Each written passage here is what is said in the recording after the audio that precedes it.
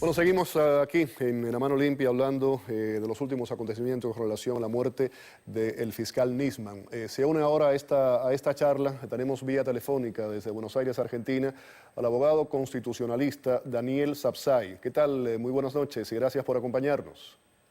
Gracias por llamarme. Buenas noches a los tres.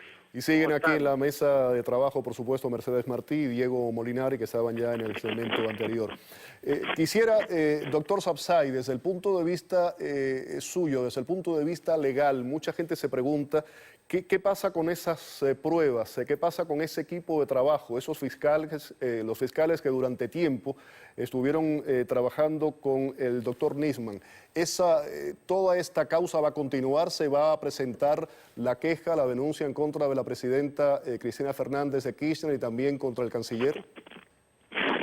Mire, acá en su pregunta hay dos temas distintos.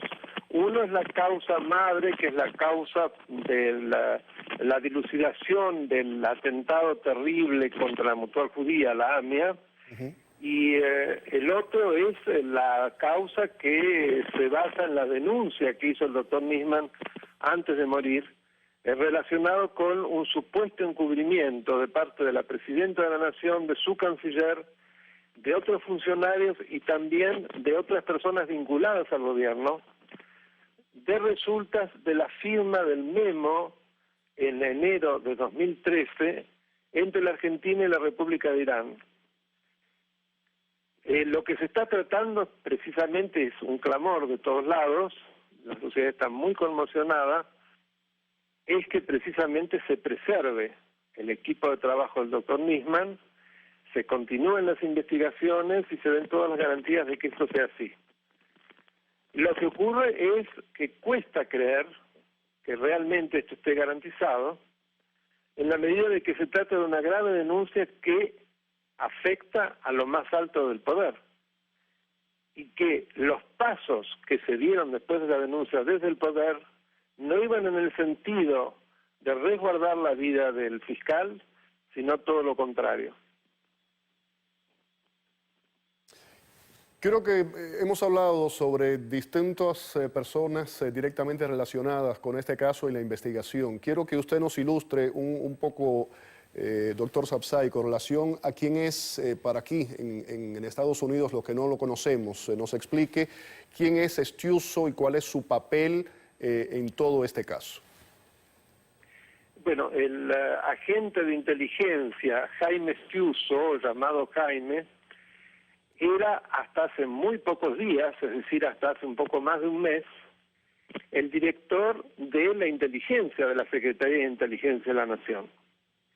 Y por otra parte, fue la persona que en el momento en que el expresidente Kirchner decide crear una Fiscalía Especial de Investigación del tema AMIA y designarlo al doctor Alberto Nisman, lo instruye para que actúe en estrecha relación con el señor Estiuso, que de manera que ejerciera le proveyera los datos de inteligencia necesarios para poder llevar adelante la investigación.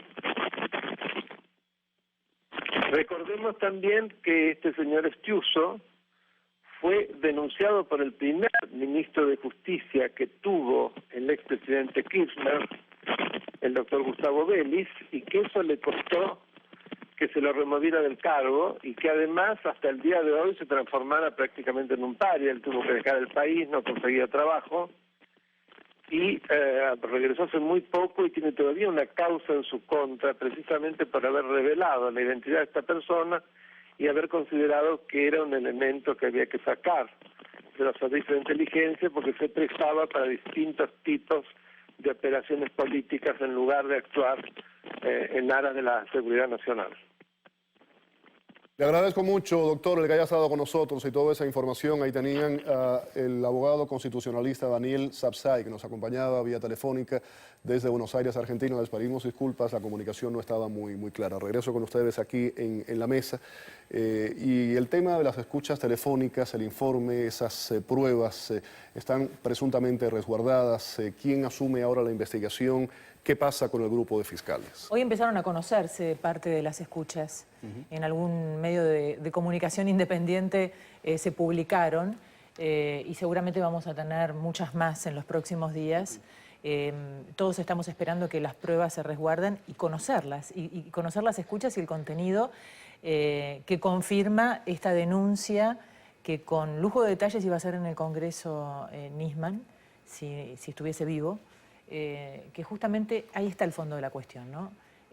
¿Cuál fue verdaderamente el pacto entre el gobierno argentino y los iraníes para acallar el tema del atentado de la AMIA?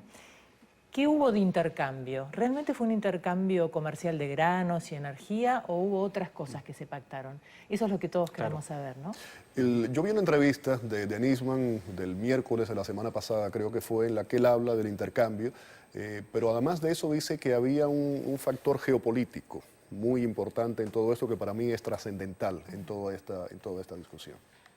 Bueno, eso es una idea que tiene la Presidenta respecto al posicionamiento. Ella siempre habla de que el mundo se está cayendo a pedazos, que hay una crisis mundial tremenda, que Estados Unidos está en una crisis terminal, lo mismo Europa, y que va a haber un nuevo orden donde Argentina va a pertenecer a ese nuevo orden aliándose con Rusia, con Irán, con Venezuela. Todos países que, como vemos, le va muy bien, ¿no?, económicamente. Entonces, esa idea geopolítica es la que aplica en este acuerdo. Ahora, no se necesitan demasiadas pruebas, si bien el fiscal es bastante elocuente en esas 300 páginas, que las leí 2 veces para poder buscar todos los datos.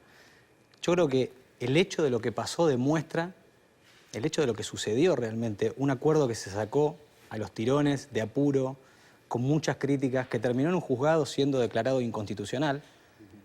¿Por qué se hizo ese acuerdo? ¿Por qué se hizo 2 o 3 meses después de que fallezca el presidente Kirchner, que era un convencido de que no había que hacer ninguna negociación con Irán? Todas esas dudas son realmente más claras ahora que se ve la causa que presentó el fiscal Nisman. Y yo creo que tenía una estrategia el fiscal, porque ahora están diciendo, no, la causa no dice nada. Realmente cuando uno la lee puede pensar que es quizás en los niveles más bajos, donde está la negociación o las cosas raras. Pero el fiscal tenía una estrategia, como tienen todos los fiscales. Nunca van a poner todo enseguida, no van a poner todas las escuchas en los alegatos que está haciendo en esa presentación judicial. Queremos ver ahora qué va pasando con esas pruebas, si se preservan y qué van diciendo. Esta primera escucha que tuvimos fue bastante clara de la relación que tenía Luis Delía con el enviado iraní, con el representante iraní en Argentina. Sí, acatando órdenes prácticamente. Absolutamente. ¿No? El agente iraní le daba órdenes de cómo actuar, de qué hacer, de qué no decir, de qué decir. Instrucciones precisas a Delía, que era el negociador por parte del gobierno. Así que tenemos 2 temas ahora que dilucidar. Por un lado, el tema del acuerdo y la investigación de Nisman, y por el otro lado, el asesinato de Nisman. Y a todo esto, hay un acuerdo bastante oscuro que deriva en una denuncia. Está el fiscal que muere de una forma bastante extraña. Nadie renunció, ni a nadie se le pidió la renuncia. No renunció el canciller, no se le pidió la renuncia tampoco, ni el secretario de Seguridad. Lo único que agarraban a 3 policías que eran de la custodia y los sumariaron y los suspendieron. Siempre se corta por lo más delgado. Sí, claro. Y después, bueno, vinieron las respuestas políticas esta tarde. El Partido Justicialista alineado al gobierno, haciendo un acto denunciando a la oposición, a los medios y a la justicia de intentar hacer un golpe de Estado o en realidad algo desestabilizador. Le faltó ¿no? nombrar a la CIA, a los fondos buitres y lo que nombran siempre, ¿no? Y quería decirte, que no te lo dije antes, no solamente la parte política se alinea a cualquier cosa que dice la presidenta, sino que hay todo un aparato paraestatal de prensa. Está el aparato de prensa estatal y un aparato paraestatal, que es el 80%. Quería ir al tema de la prensa. Me queda muy poco tiempo. Rápidamente, con relación a la reacción internacional, Ban Ki-moon, la ONU, están pidiendo una investigación. El New York Times fue más allá y pide una investigación con un equipo internacional. Va un poco más allá. Y el Washington Post dice que se sancione, dice al país, al gobierno, ¿no? Claro. por estos acontecimientos. El papel de la prensa. ¿Cómo manejó la prensa en general, la oficialista y la independiente, este caso? Bueno, la prensa independiente, que es la está muy menor, parcializada, está muy parcializada. Y podemos hablar de un 80-20. Claro, sí. ¿No? Sí, Más o menos. seguramente. Sí. Perdón, no en el rating o en el consumo, porque la gente no es tonta. No, la gente Me refiero a la cantidad de medios, ¿no? Sí, Claro, a los medios independientes, que son los que más audiencia tienen, por supuesto, y más éxito, porque la gente quiere enterarse realmente de lo que pasa y no quiere escuchar el relato oficial. Entonces, en este caso, más que nunca, la gente trata de seguir esto, que, por supuesto, estos medios independientes son los enemigos acérrimos del gobierno. El gobierno acusa de todo lo que pasa en la Argentina a estos medios. En realidad, decir que es un suicidio por parte del gobierno es como decir que no hay inflación, no hay inseguridad. Es O sea, parte de forma todo el parte mismo relato. del Eso mismo además discurso de eso negación. le pertenece a la justicia, ¿no? La presidenta debe determinar eso y salir a contar algo así de esa forma. Y por el otro lado, como decía Diego, tenemos un 80-85% de medios cooptados por el gobierno que siguen a rajatabla el discurso oficial con algunos voceros que son los que imparten el relato, ¿no? Un día, bueno, hay uno que se reveló hoy, Víctor Hugo Morales, Víctor Hugo. que salió rápido a decir que era un suicidio, y Sí, un lo vi montón cuando de fundamentos. Y ahora lo sigue sosteniendo porque, claro, no le gustó que la presidenta lo deje tan sí, mal no, parado. no le gustó. Sí, un periodista muy prestigioso, un periodista, digamos, con una trayectoria muy grande, que en los últimos años, 6, 5 años, se pegó bastante al gobierno de sus ideas. Era un crítico del gobierno. Un día decidió pegarse al gobierno y esta es la primera vez que lo escucho decir algo distinto. Bueno, es que si no ya quedaba muy mal parado, entonces... Ese es el que estuvo recientemente en Cuba grabando un programa con Maradona, ¿no?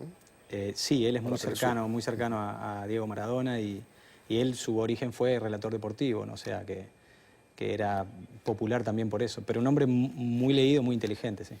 Gracias a los dos por haber estado aquí en el Gracias por la programa. invitación. Muchísimas gracias. Vamos a la pausa.